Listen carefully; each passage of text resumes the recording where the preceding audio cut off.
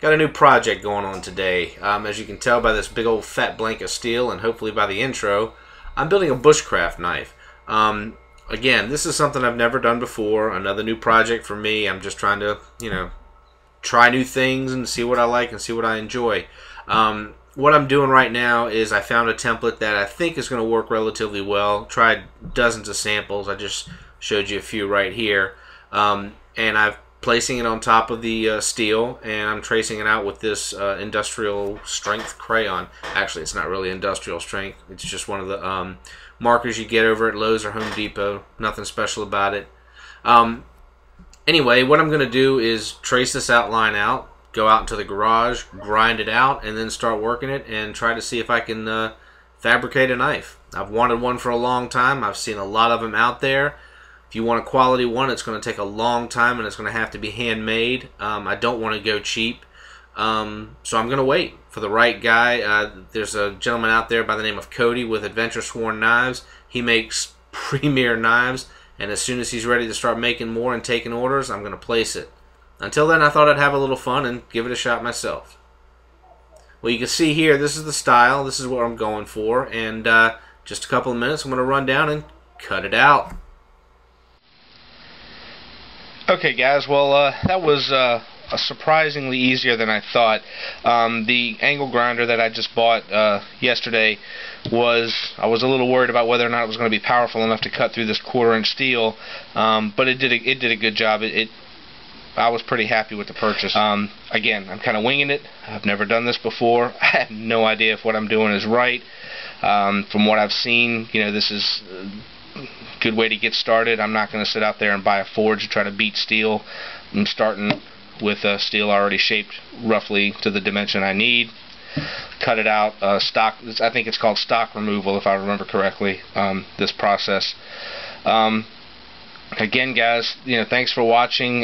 Please, if you see anything that I should be doing, or tips, if you've done something like this before, definitely leave them in the comments below. I'll be happy to, read through them. I need all the help I can get. I've said it once, I've said it again. The whole idea behind Homemade Genius isn't being the smartest guy in the room. It's being willing to think outside of the box and try new stuff. And making a bushcraft knife is definitely outside of the box for me.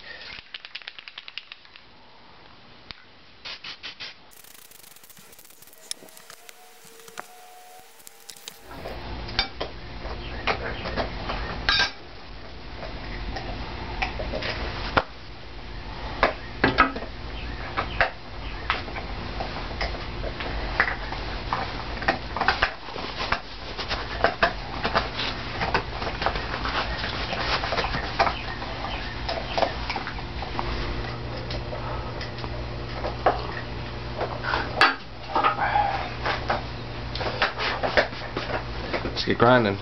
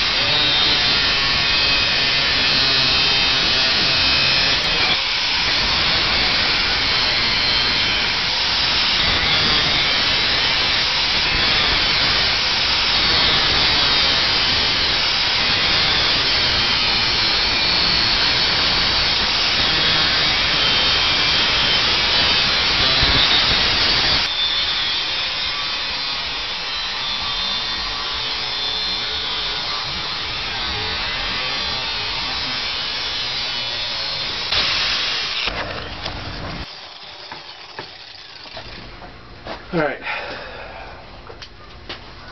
Not too shabby. What do you think, Bubby? Huh? What do you think? Look good? Look good? I know. I was thinking the same thing. Oh, that's... Come here, Bubby. James, give me a hug. Give us a hug. Give us a hug like you love me. Come on. Oh, that's my baby. That's my baby. Alright, go lay down. Go lay down. Okay, the love fest is over. The party is over. So here we go. It's roughed out a little bit further. I cut it out the stock before. Now I've got the shape pretty well down. It feels good. I like the length. I like the feel. I need to refine it. I've got to get some sanding belts for my sanding station over there, and I'll clean it up a little bit further, get it a little bit nicer, get a little bit prettier, and that will be the blank. The only thing left after that, after it's all fine ground, is heat treating, and that's where it gets tricky and fun. Once that's done, the scales. Okay guys, a little status update. Show you where I'm at here on the Bushcraft knife.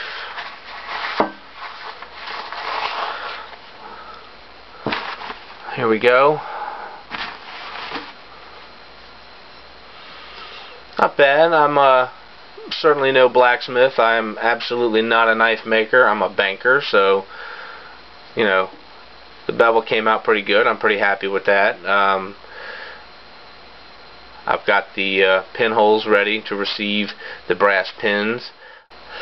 The only things left to do to it is to heat treat it.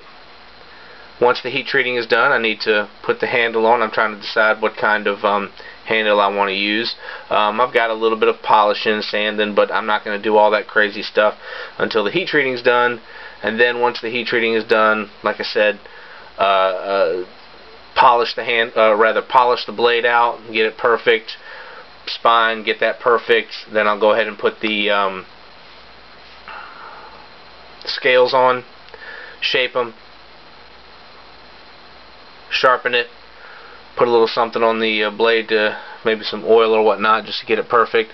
I'm happy. I mean, you know, I've never ever in my entire life ever done anything like this before. Again, stepping outside of that box. Well, here it is, guys. This is after heat treating. Again, this is low-grade metal, so I'm not expecting any kind of, you know, phenomenal samurai sword out of this. I just did some heat treating on it to try to harden it a little bit. And I've read and heard where you can actually feel the difference in the metal when it starts to go through the hardening process, and I actually did. I thought it was really neat. It had a, I don't know how to describe the feel, but you knew something was different about the metal. Anyway, I did the heat treat. I put it in the oven and baked it. Got it out, and I've started to you know, polish it back up. It came out, it was about as black as this paper. And I started with a 320 grit paper. I'm working my way up. I have with me right now a this is 600. It doesn't say it on this one. Yeah, 600 waterproof paper. It's a wet or dry paper, and I'm just gonna, you know, polish the blade out here, and I'm gonna run through 800, 1000, 1500. I'm just going to work it up until the polish is exactly what I want. So stick around, and you know, this is a laborious process. I'll probably speed through the film on this as it goes through. I just want to show you a little bit of what I'm doing. I did sand off this as well. However, you'll notice that there are scratches I put in here, and that's just to give the epoxy something to bite into when I go to put the handles on. I'd like to get this to the point where I'm ready to put the handles on in the next few days, but we shall see.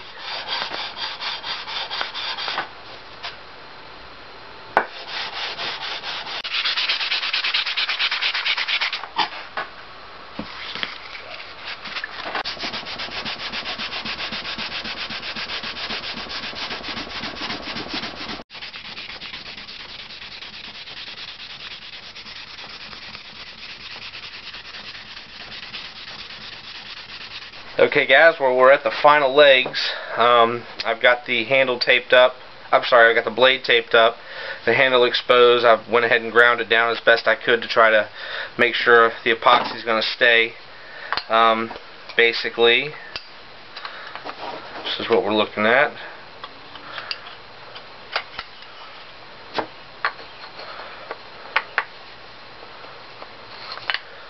That's what's going to happen. I'll clamp everything together and we should be good to go.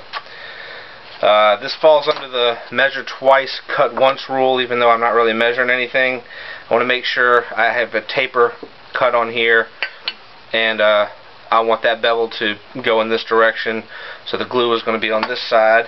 The way I intend to ensure that is I'm going to walk as overkill as it may be. I'm going to mark the bevel, put a big G for glue, bevel goes out, that's going to be the outside, a big G for glue.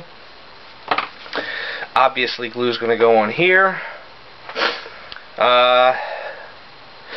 So just got some Gorilla Glue epoxy, 2-part epoxy. Let's see what we got. Old Pringles cup, never throw those things away. A little tip, by the way, if you ever use this epoxy, after you squirt out what you need, if you pull back on this, it'll create a vacuum and make it a lot less messy. Let's mix her up.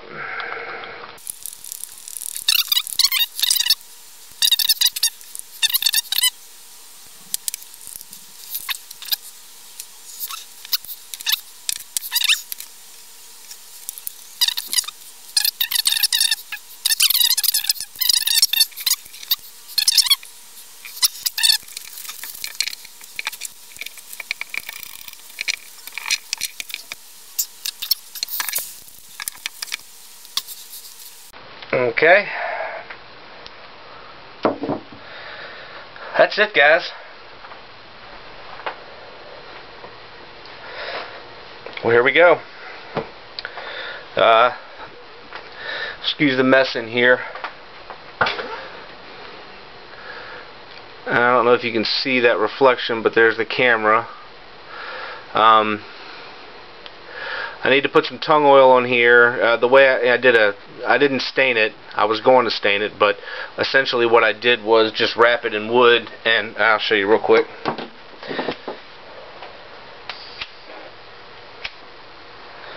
Took a little pen torch like this and just basically just kind of colored it in, you know, and let it burn the stain in there. You know, that it does a couple of things. It you know, gives it that cool color, which is exactly what I was going for, but also more importantly, it tightens up the fibers in the wood and you know, really makes it, I mean, nice and smooth. I've been polishing this down straight through to, I don't know if you can see the reflection in there, straight through to 2000 wet or dry paper. I really need to work on getting the edge on here. Again, this is I've never taken a stock knife from, you know, raw steel to razor sharp edge. You know, that's not at all what I would expect. You know, it's not sharp enough at all. I need to spend a few hours. I just couldn't wait any longer. I'll put an edge on it. I'm definitely going to get an edge. I just couldn't wait to show this off. You know, got some nice shape right there. It's not perfect. It's got some spots on it that you know, definitely need to be touched up. You know, see, you can still see the camera right there in that. Next thing, I guess, you know, finish putting an edge on here and then move on to the sheath. But exactly what I wanted. Bushcraft style knife. I know I'm going to be buying one soon. I'm actually waiting for Adventure Sworn, and I'm going to put his link in here. He does some awesome work. I'm waiting for him to get some stock in, and I'm going to pick one of his knives up. But I had to get my hands on one, and I just couldn't see spending anything, really, anything over $100 on a knife when the one I want is by Adventure Sworn, and I'm going to wait for him to finish. Cody does beautiful work. Even his website is just incredible. The work he does it's worth waiting. If he's a year before he gets to the knife, then that's fine. hopefully he'll be ready to take some orders soon, because I know the exact one I want. Anyway, this is just my attempt to pacify me until the one I want comes in. Hope you guys enjoyed the build. Sorry if it's a little bit long. I'll do the best I can to edit it down, and I hope I didn't put anyone to sleep. Comments, questions, advice. I had a lot of fun building this. You know, it was incredible. It was a great experience. I couldn't have enjoyed it anymore. There's no way. I definitely, you know, would love to see someone's input, something somebody else has done. Leave me a video response. Leave me a comment. Leave me, you know, a personal message. I want to do this again. This is the steel I started with right here. This became this. I started a new design, a little bit different. That's all I'm going to show you. But if anybody has any advice or input on the process, I would be more than happy to take it. You know, like, you know, once again, I've said it 100 times in this video and other ones in the past. Being a homemade genius is not about being the smartest guy in the room. It's about stepping outside of your box and trying something new. And this build was definitely far outside of my box, and I'm pretty happy with the results. I can't tell you I think 83.2% of what I feel right now is satisfaction. The other 16.5%, you know, might be perspiration. I don't know. I don't even know what that adds up to. I'm just making bullshit numbers up. Anyway, guys, this is the knife. I appreciate your time. Appreciate you watching. Don't forget to like and subscribe. Genius out.